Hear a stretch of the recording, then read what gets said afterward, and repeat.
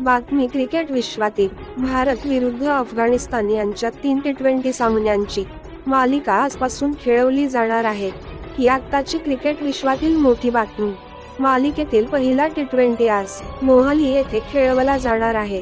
रोहित शर्माने कर्णधार म्हणून या मालिकेसाठी कमबॅक केला आहे, तर दुसरीकडे अफगाणिस्तानचं नेतृत्व इब्राहिम जागरानकडे असणार आहे. सामना संध्याकाळी 7 वाजता सुरू होईल. टी20 विश्वकपच्या दृष्टीने ही मालिका महत्त्वाची मानली जात आहे.